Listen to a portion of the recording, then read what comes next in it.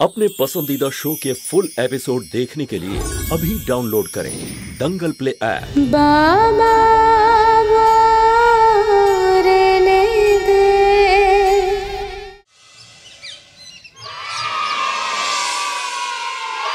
আরে আরে দেখো দেখো, এটা কি? এরা যাচ্ছে কোথায়?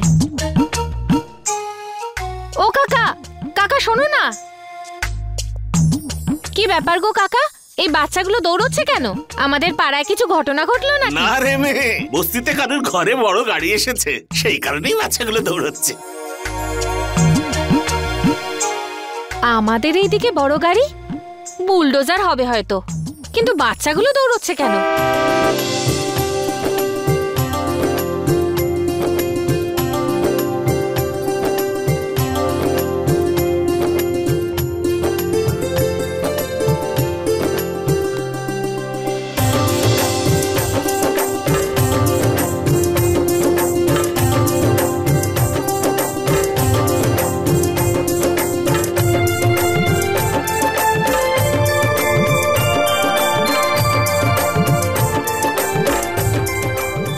বাবা কত বড় গাড়ি, এর তো অনেকগুলো চাকা হবে। হ্যাঁ হ্যাঁ, উঠতেও পারে। তুমি দাঁড়াও।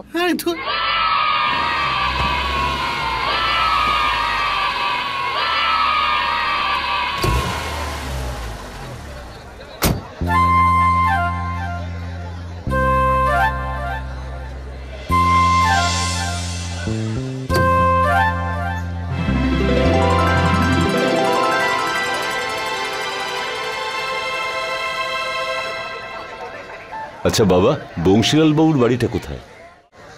এই তো সামনেই।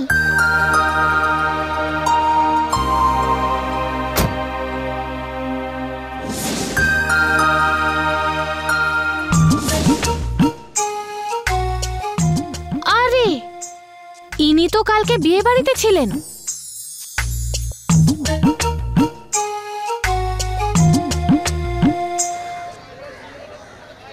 নমস্কার নমস্কার, বংশীলাল বাবুর বাড়ি এটাই তো? কি কি? আমি জানতে চাইছি এটা বংশীলাল বাবুর বাড়ি তো? হ্যাঁ হ্যাঁ হ্যাঁ। আমি ওই ছেলেটার সঙ্গে দেখা করতে চাই যে কালকে আমার মেয়েকে বাঁচিয়েছিল। আমি এখনই ডেকে নিয়ে আসছি। মুরলি দাদা। আমার ভাই মুরলি হলো আমার ভাই। কালকে রাতের ঢোলটাও আমি ঠিক করে ফেলেছি, এখন ধাম ধাম ধাম করে বাজছে। আচ্ছা আচ্ছা, ঠিক আছে ঠিক আছে। শুনুন না, বাইরে দাঁড়িয়ে আছেন কেন? ভেতরে আসুন আসুন। মুরলি না আমার দেওর, ভগবান রামের ভাগ্নি আমি। আমার কথা খুব শোনে।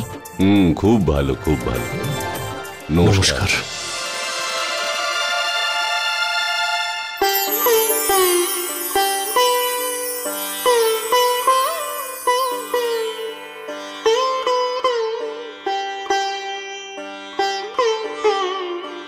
বংশীলাল বাবু, প্রত্যেক বাবার জন্য সেই মানুষটি পূজনীয় যে তার মেয়ের সম্মান রক্ষা করে থাকে।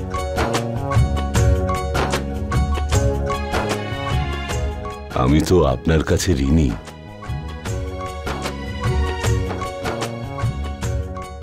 আর বাবা, কাল তুমি যা করেছ তার প্রতিদানে কিছু বলতে গেলে আমি শব্দ খুঁজতে পারি, কিন্তু পাবো না।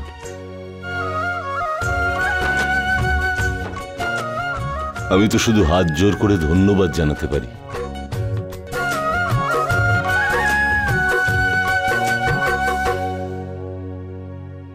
বংশীলাল বাবু, একটা অনুরোধ আছে।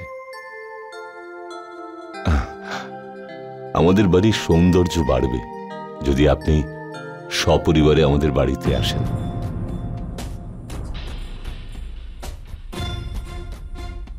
আমি আপনাদের আমাদের বাড়িতে সপরিবারে খেতে আসবার জন্য নিমন্ত্রণ জানালাম।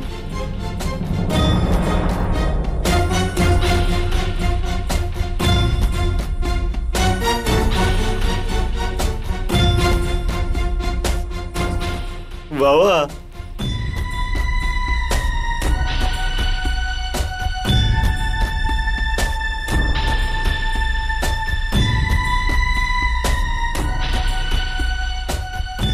বংশীলাল বাবু, হ্যাঁ, কি হয়েছে? আমি কি কিছু ভুল বললাম? দেখুন, আপনার ছেলে গতকালকে যা করেছে তার কাছে তো এটা। দেখুন, আমার আপনার কথায় একটুও খারাপ লাগেনি, বরং আমাদের কাছে এটাই তো অনেক যে আপনার মতো একজন মানুষ এখানে এসেছেন। এটাই তো অনেক, এ তো আমাদের অনেক সৌভাগ্য। বংশীলাল বাবু, আপনি এমনটা কেন বলছেন? আর আপনার ছেলে গতকাল রাতে যেটা করেছে এটা তার কোনো মূল্য নয়। এটা তো আমাদের শ্রদ্ধা যে আপনাদের সবাইকে একটু আপ্যায়ন করি। সঙ্গীতের সঙ্গে সম্পর্ক আমাদের, আর সেই জন্যই মুরলীর মা ওকে শিখিয়েছে যে প্রত্যেক দিন সকালে সবার আগে মা সরস্বতীর সামনে প্রদীপ জ্বালাতে। এটা করতে করতে জানি না ওর মধ্যে কবে মহিলাদের সম্মান করতে শেখার বোধ তৈরি হয়েছে।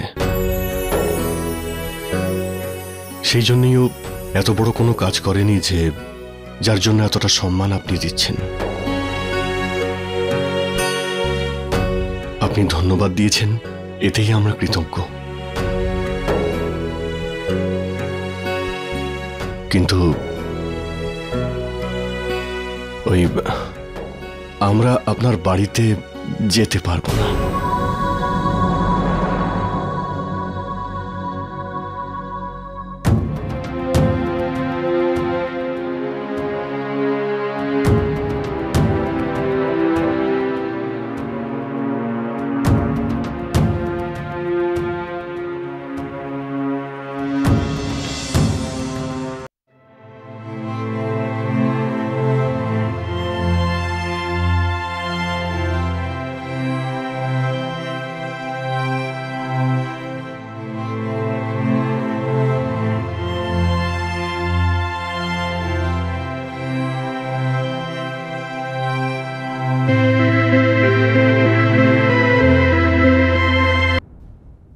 আপনি নিমন্ত্রণ নেবেন না ঠিক আছে, কিন্তু মেয়ের মা কিছু উপহার পাঠিয়েছে আপনাদের জন্য।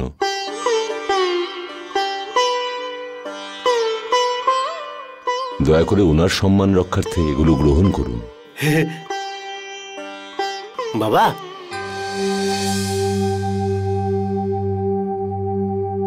উপহার উপহার পাঠিয়েছে বাবা। লাড্ডু আছে, লাড্ডু আছে। আমার না খুব খিদে পেয়েছে, এতে লাড্ডু আছে তো? হ্যাঁ বাবা, কিছু মিষ্টি আছে। আর দাদা,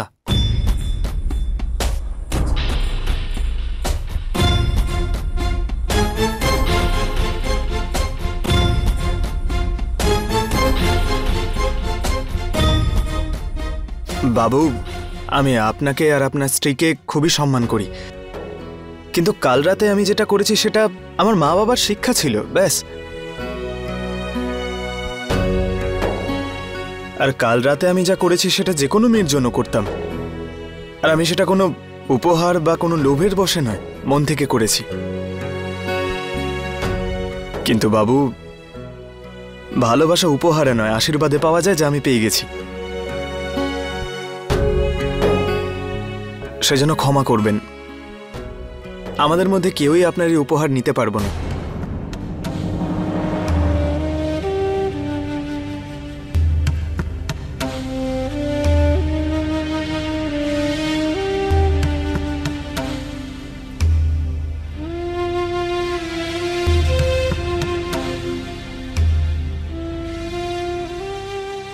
ক্ষমা করবেন। बाबा ऐसो वर ढूंढो जिसका हो अपना एक गाँव। बाबा ऐसो वर ढूंढो जो रखे पलकों की छाँव।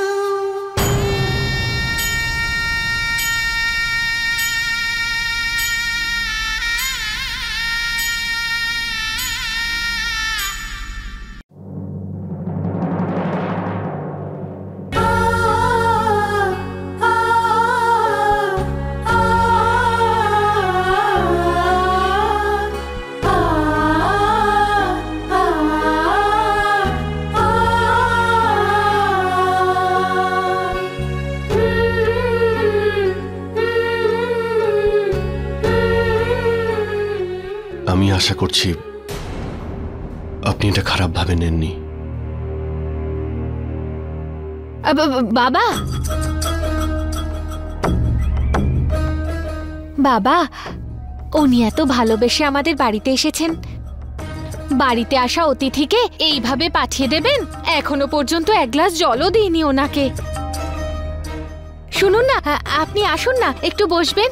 না মা, ঠিক আছে, এমনিতেই তোমাদের অনেক সময় নষ্ট করলাম। সময় ছাড়া আর আপনাকে কি বা দিতে পারি আমরা, বলুন?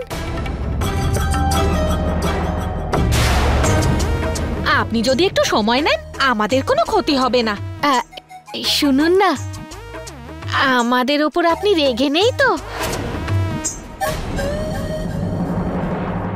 যে আপনাকে এক গ্লাস জলও দিলাম না?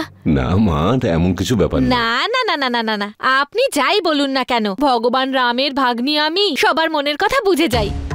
রাগ তো আপনি নিশ্চয়ই করেছেন। না, ঠিক আছে, আপনি যা চাইছেন সেটাই হবে। দিন দিন। রামের দিব্যি বলছি, কারোর দেওয়া উপহার কিন্তু আমরা সচরাচর নিই না।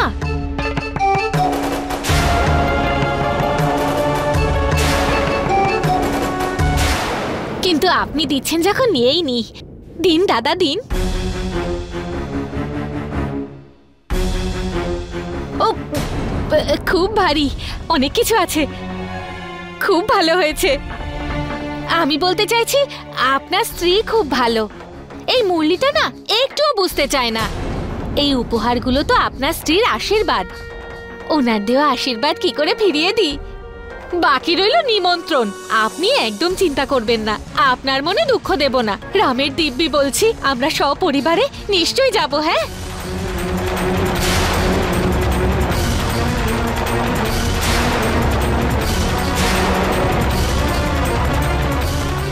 অনেক অনেক ধন্যবাদ তোমায়, সত্যি বলছি।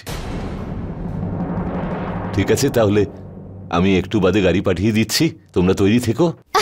হ্যাঁ, তৈরি হব কি, আমরা তো তৈরি। আপনার যখন মনে হবে পাঠিয়ে দেবেন, কোনো অসুবিধা হবে না। হ্যাঁ, আচ্ছা ঠিক আছে, চললাম। হ্যাঁ, আচ্ছা, ধন্যবাদ বংশীলাল বাবু। ধন্যবাদ।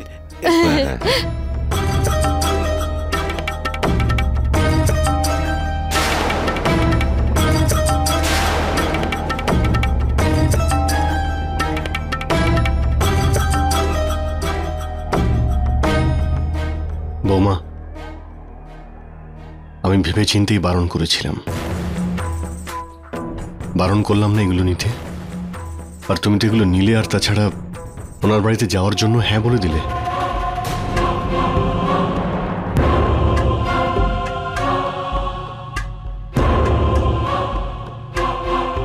এতে মনে হচ্ছে কাজু বরফি আছে। ভালোই তো গন্ধ পাও। হ্যাঁ, আমি তো এইরকমই। এগুলো কি সবেতে মিষ্টি নেই বোধহয়? হ্যাঁ। কি হয়েছে, তুমি এগুলো কেন নিলে? ওখানে যাওয়ার কি দরকার? হ্যাঁ, কেন আমাদের বাড়িতে কোনো খাবার দাবার নেই নাকি? দেখো, আমরা কারো বাড়িতেই যাব না। দূর বাবা, তুমিও না। ধরো তো এগুলো, আগে ধরো, সাবধানে, খুব ভারী। রামের দিব্যি বলছি, তোমাদের পরিবারের সব লোকগুলোর মাথায় না একই রকম বুদ্ধি। আরে ভগবান যখন মাথা দিয়েছে, বুদ্ধি তো খাটাবে, নইলে এই কপালে না কিছুই জুটবে না, বুঝেছো? তুমি আমাকে নিয়ে মজা করছো? হ্যাঁ, একটা চট দিলে না মাথা একেবারে ঠিক হয়ে যাবে। হয়েছে হয়েছে, যখন দেখি একই কথা বলো, সব সময় মারবে নাকি? ভগবান রাম, আমি তোমার ভাগ্নি তো, ব্যাস নিজের জামাইকে একটু ক্ষমা করে দিও। আরে এমনিতে তো কালী পুজোর পর লক্ষ্মী পুজো করে কত খরচ করি আমরা, এবারে মা লক্ষ্মী স্বয়ং দুধ পাঠিয়েছে, তোমরা তাড়াতেই ব্যস্ত। আরে এত বড় লোক একটা মানুষ ডেকেছে, একটু ভাবো। আরে উনি যদি এইটুকুও বলেন না, ওনার বাড়িতে যত খুচরো পয়সা আছে সেগুলো আমরা নিয়ে নিই, রামের দিব্যি বলছি, তাও আমরা বড় লোক হয়ে যাব। হ্যাঁ, তোমার ভগবানই জানে তোমার এই ন্যাকামো। জানি না তোমার মাথায় সবসময় কি চলে, আমি তো কিছুই বুঝতে পারি না। ঠিক আছে, অত মাথা ঘামাচ্ছ কেন? মানে পরে বুঝিয়ে দেবো আমি। চলো চলো, তৈরি হতে হবে তো। এগুলো কিন্তু ফেলে দিও না, ভেঙে যাবে। হ্যাঁ। কে জানে কি আছে।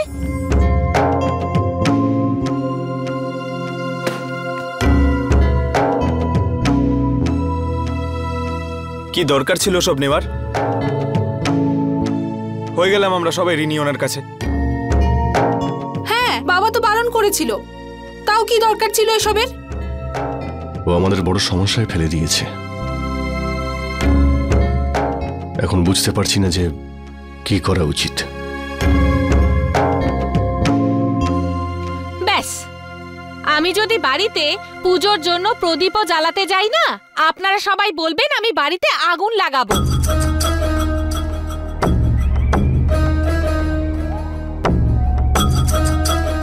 বাবা, আপনিই বলুন।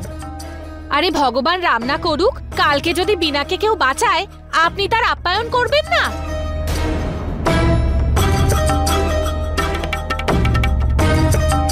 আর যদি সেই সময়ে যে বাঁচিয়েছে সে আপনার নিমন্ত্রণ ফিরিয়ে দেয়, আপনি কষ্ট পাবেন না? বলুন।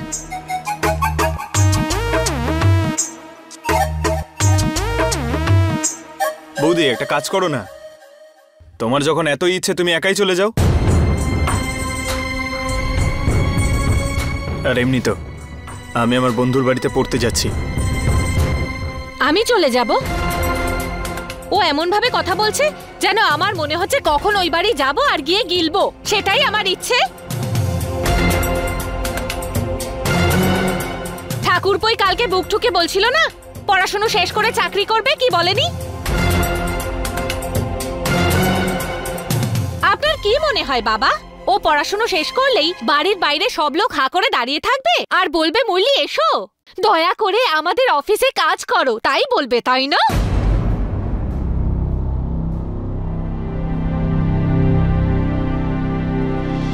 ও তো ঠিক কথাই বলছে। আরে যদি এরকম একটা লোকের সঙ্গে সম্পর্ক তৈরি হয় তো উনি চাইলেই তোকে ভালো চাকরি দিয়ে দিতে পারেন।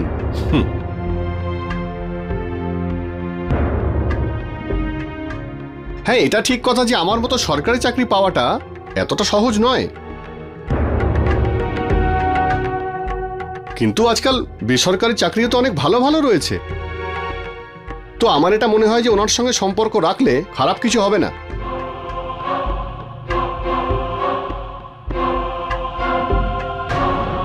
ঠিক আছে, তুমি নিজেকে সত্যবাদী হরিশ্চন্দ্র মনে করো তো, তাহলে ঠিকই আছে। যখন উনি গাড়িটা পাঠাবেন তখন ড্রাইভারকে মেরে বলে দিও যে আমরা নিমন্ত্রণে যাচ্ছি না, ঠিক আছে? বৌমা,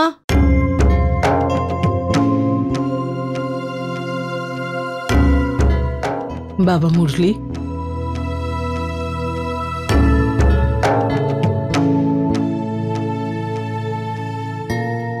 বিষয়টা চাকরির হোক বা না হোক, কিন্তু একজন বয়স্ক মানুষ নিজে এসে আমাদের বাড়িতে নেমন্তন্ন করে গেছেন। এরপর যদি না যাই আমরা, বৌমা ছোট হয়ে যাবে। যখন হ্যাঁ বলেছে, আমাদের তো যাওয়া উচিত।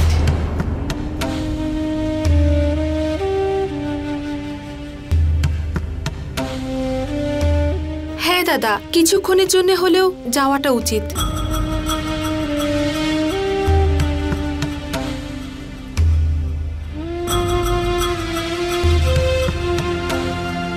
চলো, ঠিক আছে।